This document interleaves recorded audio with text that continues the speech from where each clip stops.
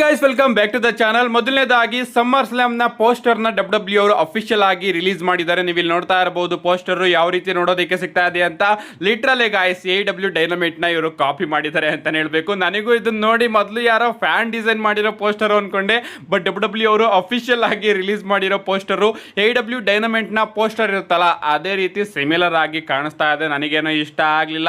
And ಈ ಒಂದು poster ಅಲ್ಲಿ ನಮಗೆ Cody Rhodes, Roman Reigns, Trick Williams, Seth Rollins, Liv Morgan, CM Punk, Becky Lynch, Obafemi, Rhea Ripley ಹಾಗೆ Penta ಅವರು ನೋಡೋದಕ್ಕೆ ಸಿಗ್ತಾ ಇದ್ದಾರೆ. ಎಸ್ ಮಿನಿಸೋಟಾ ಇಂದ ಈ ಬಾರಿಯ ಸಮ್ಮರ್ ಸ್ಲಾಮ್ ಆಗ್ತಾ ಇದೆ. ನೈಟ್ 1 ಹಾಗೆ ನೈಟ್ 2 ಎರಡು ದಿನ ನೋಡೋದಕ್ಕೆ ಸಿಗುತ್ತೆ.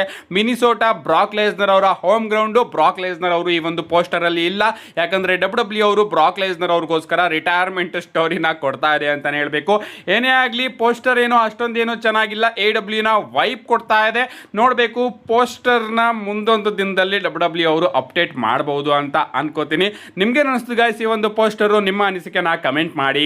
ನೆಕ್ಸ್ಟ್ ಅಪ್ಡೇಟ್ ಕಡೆ ಬರೋದಾದ್ರೆ ಇದಿರ್ತಕ್ಕಂಥದ್ದು ರಸಲ್ ಮೇನಿಯಾ 44 ಬಗ್ಗೆ. ನಿಮ್ಮೆಲ್ಲರಿಗೂ ಕೂಡ ಗೊತ್ತೇ ಇರಬಹುದು ರಸಲ್ ಮೇನಿಯಾ 43 ಈಗಾಗಲೇ ಸೌದಿ ಅರೇಬಿಯಾದಲ್ಲಿ ಅಂತ ಅಫಿಷಿಯಲ್ ಆಗಿ ಅನೌನ್ಸ್ ಆಗಿದೆ. ಅಂಡ್ ರಸಲ್ ಮೇನಿಯಾ 44 ಗೆ ಇನ್ನೂ ಕೂಡ ಲೊಕೇಶನ್ ಕನ್ಫರ್ಮ್ ಆಗಿಲ್ಲ.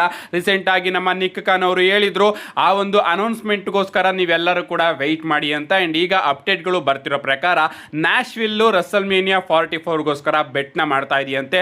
ಅಷ್ಟೇ ಅಲ್ಲ $3.5 million ಬೆಟ್ಟಿಂಗ್ ಕೂಡ ಮಾಡಿದೆಯಂತೆ. ಅಂಡ್ ಈಗ ನ್ಯಾಶ್ವಿಲ್ ಅಲ್ಲಿ ಹೊಸ ನಿಸಾನ್ ಸ್ಟೇಡಿಯಂ ಓಪನ್ ಆಗ್ತಾ ಇದೆಯಂತೆ 2027ಕ್ಕೆ. ಅಂಡ್ ಪ್ರಾಬಬ್ಲಿ ಅದೇ ಸ್ಟೇಡಿಯಂ ಅಲ್ಲಿ ಡಬ್ಲ್ಯೂ ಅವರು ರಸಲ್ ಮೇನಿಯಾ 44 ನ ಮಾಡಿಸಬಹುದು ಅಂತ ಅಪ್ಡೇಟ್ ಗಳು ಬರ್ತಾ ಇದೆ.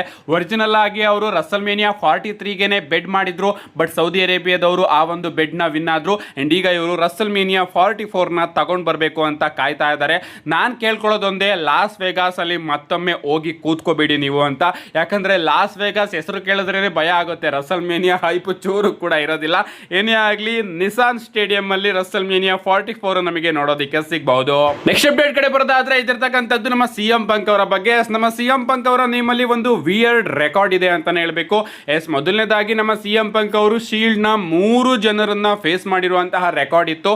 ಅಂಡ್ ಈಗ 3 ಜನರ ಮೇಲೂ ಕೂಡ WWE ಚಾಂಪಿಯನ್ಶಿಪ್ ನ ಹಾಗೆ ವರ್ಲ್ಡ್ ಚಾಂಪಿಯನ್ಶಿಪ್ ನ ಸೋತಿರುವಂತಹ ರೆಕಾರ್ಡ್ ಇದೆ ಅಂತಾನೆ ಹೇಳ್ಬೇಕು. ನಮ್ಮ CM ಪಂಕ್ ಅವರು ಡೀನ್ ಎಂಬ್ರೋಸ್ ಅವರ ವಿರುದ್ಧ AEW ಚಾಂಪಿಯನ್ಶಿಪ್ ನ ಸೋತಿದ್ರು. ಅಂಡ್ ಈಗ ಸೆತ್ ರೋಲಿನ್ಸ್ ಅವರ ವಿರುದ್ಧ ಸಮ್ಮರ್ ಸ್ಲಾಮ್ ಅಲ್ಲಿ ವರ್ಲ್ಡ್ ಹೆವಿವೇಟ್ ಚಾಂಪಿಯನ್ಶಿಪ್ ನ ಸೋತರು. ಅಂಡ್ ರಸಲ್ ಮೇನಿಯಾದಲ್ಲಿ ರೋಮನ್ ರೈನ್ಸ್ ಅವರ ವಿರುದ್ಧ ವರ್ಲ್ಡ್ ಹೆವಿವೇಟ್ ಚಾಂಪಿಯನ್ಶಿಪ್ ನ ಸೋಲೋದ್ರ ಮುಖಾಂತರ ನಮ್ಮ CM ಪಂಕ್ ಅವರು ಶೀಲ್ಡ್ ನ 3 ಮೆಂಬರ್ ಜೊತೆನೂ ಕೂಡ ಚಾಂಪಿಯನ್ಶಿಪ್ ಗೆ ಮ್ಯಾಚ್ ಆಡಿ ಆ ಚಾಂಪಿಯನ್ಶಿಪ್ ಮ್ಯಾಚ್ ಅಲ್ಲಿ ಸೋತಿದ್ದಾರೆ.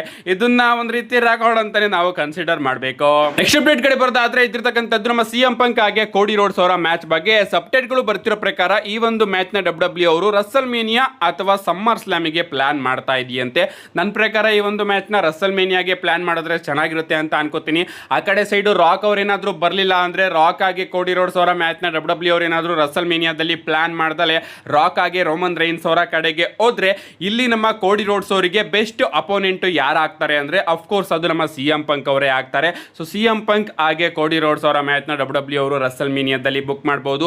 ಅಥವಾ ಈ ಬಾರಿಯ ಸಮ್ಮರ್ ಸ್ಲಾಮ್ಗೆ ನಮ್ಮ ಕೋಡಿ ರೋಡ್ಸ್ ಅವರಿಗೆ ಯಾವುದೇ ರೀತಿಯ ಅಪೋನೆಂಟ್ ನೋಡೋದಕ್ಕೆ ಸಿಗ್ತಾ ಇಲ್ಲ. ಸೊ ಅದಕ್ಕೋಸ್ಕರ ಡಬ್ಲ್ಯೂ ಅವರು ಈ ಬಾರಿಯ ಸಮ್ಮರ್ ಸ್ಲಾಮ್ಗೂ ಕೂಡ ನಮ್ಮ ಕೋಡಿ ರೋಡ್ಸ್ ಹಾಗೆ CM ಪಂಕ್ ಅವರ ಮ್ಯಾಚ್ ನ ಬುಕ್ ಮಾಡಬಹುದು. ನಮ್ಮ ಕೋಡಿ ರೋಡ್ಸ್ ಅವರು ಏನಾದರೂ ಸ್ಟಿಲ್ ಸಮ್ಮರ್ ಸ್ಲಾಮ್ ತನಕ ಚಾಂಪಿಯನ್ ಆಗಿದ್ರೆ ಮಾತ್ರ. ಅದಕ್ಕೂ ಮುಂಚೆ ಅವರು ರ್ಯಾಂಡಿ ಆರ್ಟನ್ ಅವರ ವಿರುದ್ಧ ಸೋತ್ರೆ ಈ ಒಂದು ಮ್ಯಾಚ್ ನ ಡಬ್ಲ್ಯೂ ಅವರು ರಸಲ್ ಮೇನಿಯಾಗೆ ಪ್ಲಾನ್ ಮಾಡಬಹುದು. ಏನೇ ಆಗಲಿ ರಾ ಆಫ್ಟರ್ ರಸಲ್ ಮೇನಿಯಾದಲ್ಲಿ ಇವರ ನಡುವೆ ಫೇಸ್ ಆಫ್ ನ ತೋರಿಸಿ ಡಬ್ಲ್ಯೂ ಅವರು ಒಂದು ಅಡಿಗೆನ ಕುಕ್ ಮಾಡೋದಕ್ಕೆ ಪ್ರಾರಂಭ ಮಾಡಿದ್ದಾರೆ. ನೋಡಬೇಕು ಆ ಒಂದು ಅಡಿಗೆನ ಡಬ್ಲ್ಯೂ ಅವರು ಯಾವಾಗ ಬಡಿಸ್ತಾರೆ ಅಂತ. ನೆಕ್ಸ್ಟ್ ಅಪ್ಡೇಟ್ ಕಡೆ ಬರೋದಾದ್ರೆ ಇದಿರ್ತಕ್ಕಂಥದ್ದು ಸ್ಮ್ಯಾಕ್ ಡೌನ್ ಬಗ್ಗೆ. ನಿಮ್ಮೆಲ್ಲರಿಗೂ ಕೂಡ ಗೊತ್ತೇ ಇರಬಹುದು ಈಗ ಸ್ಮ್ಯಾಕ್ ಡೌನ್ 3 ಗಂಟೆಯ ಶೋ ಆಗಿ ನಮಗೆ ನೋಡೋದಕ್ಕೆ ಸಿಗ್ತಾ ಇದೆ. ಬಟ್ ಅಪ್ಡೇಟ್ ಗಳು ಬರ್ತಾ ಇದೆ ಆದಷ್ಟು ಬೇಗ ಸ್ಮ್ಯಾಕ್ ಡೌನ್ ಮತ್ತೆ 2 ಗಂಟೆಗೆ ರಿಟರ್ನ್ ಆಗುತ್ತೆ ಅಂತ. ಅಂಡ್ ಈಗ ಅಪ್ಡೇಟ್ ಗಳು ಬರ್ತಿರೋ ಪ್ರಕಾರ ಜೂನ್ ನ ಎಂಡಿಂಗ್ ಅಲ್ಲಿ ಅಥವಾ ಜುಲೈನ ಪ್ರಾರಂಭದಲ್ಲಿ ಸ್ಮ್ಯಾಕ್ ಡೌನ್ 2 ಗಂಟೆಗೆ ರಿಟರ್ನ್ ಆಗುತ್ತಂತೆ. ಅಷ್ಟೇ ಅಲ್ಲ ಗೈಸ್, ಡಿಸೆಂಬರ್ ತನಕ ಮಾತ್ರ ಸ್ಮ್ಯಾಕ್ ಡೌನ್ 2 ಗಂಟೆ ಶೋ ಆಗಿರುತ್ತೆ. ಅದಾದ್ಮೇಲೆ ಮತ್ತೊಮ್ಮೆ ಡಿಸೆಂಬರ್ ಇಂದ ಜೂನ್ ತನಕ 3 ಗಂಟೆಗೆ ರಿಟರ್ನ್ ಆಗುತ್ತೆ. ಯಾಕಂದ್ರೆ ಡಬ್ಲ್ಯೂ ಅವರು USA ನೆಟ್ವರ್ಕ್ ಜೊತೆ ಅದೇ ರೀತಿ ಡೀಲ್ ನ ಮಾಡ್ಕೊಂಡಿದ್ದಾರಂತೆ. ಮೊದಲ 6 ತಿಂಗಳು 3 ಗಂಟೆ ಶೋನ ಕೊಡ್ತೀವಿ, ಅದಾದ್ಮೇಲೆ ನೆಕ್ಸ್ಟ್ 6 ತಿಂಗಳು 2 ಗಂಟೆ ಶೋನ ಕೊಡ್ತೀವಿ ಅಂತ. ಸೊ ಇದೇ ರಿಪೀಟ್ ಆಗ್ತಾ ಹೋಗ್ತಾ ಇರುತ್ತೆ. ಏನೇ ಆಗಲಿ ಜೂನ್ ಎಂಡಿಂಗು ಅಥವಾ ಜುಲೈ ಸ್ಟಾರ್ಟಿಂಗ್ ಅಲ್ಲಿ ನಮಗೆ ಸ್ಮ್ಯಾಕ್ ಡೌನ್ 2 ಅವರ್ಗೆ ಮತ್ತೊಮ್ಮೆ ರಿಟರ್ನ್ ಆಗುತ್ತೆ. ಅಂಡ್ ಡಿಸೆಂಬರ್ ಇಂದ ಮತ್ತೊಮ್ಮೆ ಸ್ಮ್ಯಾಕ್ ಡೌನ್ 3 ಅವರ್ಗೆ ರಿಟರ್ನ್ ಆಗುತ್ತೆ. ನೆಕ್ಸ್ಟ್ ಅಪ್ಡೇಟ್ ಕಡೆ ಬರೋದಾದ್ರೆ ಇದಿರ್ತಕ್ಕಂಥದ್ದು ನಮ್ಮ ಜೇಕೋಬ್ ಫಾಟೋ ಅವರ ಬಗ್ಗೆ. ನಮ್ಮ ಜೇಕೋಬ್ ಫಾಟೋ ಅವರು ಹೊಸ ಫಿನಿಶರ್ ನ ತಗೊಂಡು ಬಂದಿದ್ದಾರೆ ಅಂತಾನೆ ಹೇಳ್ಬೇಕು. ಮಂಡೇ ನೈಟ್ ರಲ್ಲಿ ನೀವೆಲ್ಲರೂ ಕೂಡ ಗೊತ್ತಿರಬಹುದು ನಮ್ಮ ಜೇಕೋಬ್ ಫಾಟೋ ಅವರು ಒಂದು ಹೋಲ್ಡ್ ನ ಕನೆಕ್ಟ್ ಮಾಡ್ತಾರೆ ರೋಮನ್ ರೈನ್ಸ್ ಅವರ ಮೇಲೆ. ಮೇಲೆ. ಸೊ ಅದು ಒಂದು ರೀತಿ ಸುಮೋ ಒನ್ ಡೆತ್ ಹೋಲ್ಡ್ ಅಂತಾನೆ ಕರಿತಾ ಇದ್ದಾರೆ ಅಂತಾನೆ ಹೇಳ್ಬೇಕು. ಇದು ನಮ್ಮ ಜೇಕೋ ಫಾಟೋ ಅವರ ಹೊಸ ಫಿನಿಶರ್ ಅಂತ ಅಪ್ಡೇಟ್ಗಳು ಬರ್ತಾ ಇದೆ. ಅಂಡ್ ಇದನ್ನ ಡಬ್ಲ್ಯೂ ಅವರು ವಾಪಸ್ಸು ತಗೊಂಡು ಬಂದಿದ್ದಾರೆ. ಮೊದಲು ನಮ್ಮ ಆಫಾ ಹಾಗೆ ಸೀಕಾ ಅವರು ಇಬ್ರು ಇದನ್ನ ಯೂಸ್ ಮಾಡ್ತಾ ಇದ್ರು. ಅಂಡ್ ಈಗ ನಮ್ಮ ಜೇಕೋ ಫಾಟೋ ಅವರು ಇದನ್ನ ಯೂಸ್ ಮಾಡಬಹುದು ಅಂತ ಅನ್ಕೋತೀನಿ. ಏನೇ ಆಗಲಿ, ಆ ಒಂದು ಹೋಲ್ಡ್ಗೆ, ಆ ಒಂದು ಚೋಕಿಗೆ ನಮ್ಮ ರೋಮನ್ ರೈನ್ಸ್ ಅವರು ಸಿಕ್ಕಾಪಟ್ಟೆ ಸ್ವೆಟ್ ಆಗಿಬಿಡ್ತಾರೆ. ಎಷ್ಟು ಬೆವಿತಾರೆ ಅಂದ್ರೆ ನಿಜವಾಗ್ಲೂ ಕೂಡ ಜೇಕೋ ಫಾಟೋ ಅವರು ಆ ರೇಂಜ್ಗೆ ಲಾಕ್ ಹಾಕಿದ್ರ ಗುರು. ರೋಮನ್ ರೈನ್ಸ್ ಅವರು ಯಾಕೆ ಇಷ್ಟೊಂದು ಬೆವಿತಾ ಇದ್ದಾರೆ ಅಂತ ಆ ಒಂದು ಮೂಮೆಂಟ್ಗೆ ನನಗೆ ಸಿಕ್ಕಾಪಟ್ಟೆ ಶಾಕ್ ಆಗ್ತಾ ಇತ್ತು. ಅಂಡ್ ಈಗ ಯಾಕೆ ರೋಮನ್ ರೈನ್ಸ್ ಅವರು ಅಷ್ಟೊಂದು ಬೆವತೋದ್ರು ಅಂತ ರಿವೀಲ್ ಆಗಿದೆ. ಎಸ್, ಆ ಒಂದು ಎರಾನಾದಲ್ಲಿ AC ಇಶ್ಯೂ ಇತ್ತಂತೆ, ಲಾಸ್ಟಿಗೆ ಕರೆಂಟ್, ಪವರ್ ಕಟ್ ಎಲ್ಲ ಇಶ್ಯೂ ಇತ್ತಂತೆ. ಅಂಡ್ ಅದರಿಂದ ಅಲ್ಲಿ ಸಿಕ್ಕಾಪಟ್ಟೆ ಶಕೆ ಶುರುವಾಗಿತ್ತಂತೆ. ಅಂಡ್ ಅದರಿಂದ ಫ್ಯಾನ್ಸ್ಗಳಿಗೂ ಹಾಗೆ ರೆಸ್ಲರ್ಸ್ಗಳಿಗೂ ಸಿಕ್ಕಾಪಟ್ಟೆ ಪ್ರಾಬ್ಲಮ್ ಆಗ್ತಾ ಇತ್ತಂತೆ.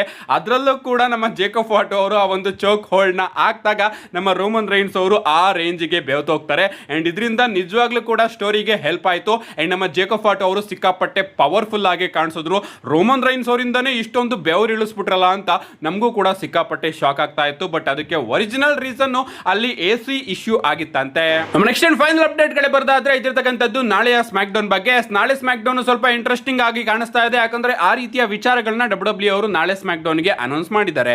ಮೊದಲನೇದಾಗಿ ನಮಗೆ ನಾಳೆ ಸ್ಮ್ಯಾಕ್ ಡೌನ್ ಅಲ್ಲಿ ರಿಕ್ಕಿ ಸ್ಟೈನ್ ಅವರ ಡೆಬ್ಯೂ ನೋಡೋದಕ್ಕೆ ಸಿಗ್ತಾ ಇದೆ. ನೋಡಬೇಕು ಇವರ ಡೆಬ್ಯೂ ಯಾವ ರೀತಿ ಇರುತ್ತೆ ಸ್ಮ್ಯಾಕ್ ಡೌನ್ ಅಲ್ಲಿ ಅಂತ. ನಮ್ಮ ಶಾರ್ಲೆಟ್ ಫೇರ್ ಹಾಗೆ ಜೆಸ್ಸಿ ಜೇನ್ ಅವರ ನಡುವೆ ಒಂದು ಸಿಂಗಲ್ಸ್ ಮ್ಯಾಚ್ ನ ಡಬ್ಲ್ಯೂ ಅವರು ಅಫಿಷಿಯಲ್ ಆಗಿ ಕನ್ಫರ್ಮ್ ಮಾಡಿದ್ದಾರೆ ನಾಳೆ ಸ್ಮ್ಯಾಕ್ ಡೌನ್ ಗೆ. ಅಷ್ಟೇ ಅಲ್ಲ, ನಮ್ಮ Drew McIntyre, Cody Rhodes, Jade Cargill, Stephanie Stratton ಇವ್ರನ್ನೆಲ್ಲರನ್ನು ಕೂಡ ಅನೌನ್ಸ್ ಮಾಡಿದ್ದಾರೆ ನಾಳೆ ಸ್ಮ್ಯಾಕ್ ಡೌನ್ಗೆ. ಅಂಡ್ ನಮ್ಮ ವೈಪರ್ ರ್ಯಾಂಡಿ ಓಟನ್ ಅವ್ರನ್ನು ಕೂಡ ಅನೌನ್ಸ್ ಮಾಡಿದ್ದಾರೆ. ಬಟ್ ನಮ್ಮ ರ್ಯಾಂಡಿ ಓಟನ್ ಅವರು ಬರೋದು ಇನ್ನೂ ಕೂಡ ಕನ್ಫರ್ಮ್ ಆಗಿಲ್ಲ. ಅಷ್ಟೇ ಅಲ್ಲ, ಬ್ಲಡ್ ಲೈನ್ ಸ್ಟೋರಿ ಕೂಡ ನಮಗೆ ನಾಳೆ ಸ್ಮ್ಯಾಕ್ ಡೌನ್ ಅಲ್ಲಿ ಕಂಟಿನ್ಯೂ ಆಗುತ್ತೆ. ನಮ್ಮ ಜೇಕೋ ಫಾಟೋ ಹಾಗೆ ಊಸಸ್ಗಳು ಕೂಡ ನಾಳೆ ಸ್ಮ್ಯಾಕ್ ಡೌನ್ ಅಲ್ಲಿ ನೋಡೋದಕ್ಕೆ ಸಿಗಬಹುದು. MFT ಅವರು ಕೂಡ ನಾಳೆ ಸ್ಮ್ಯಾಕ್ ಡೌನ್ ಅಲ್ಲಿ ಇರ್ತಾರೆ.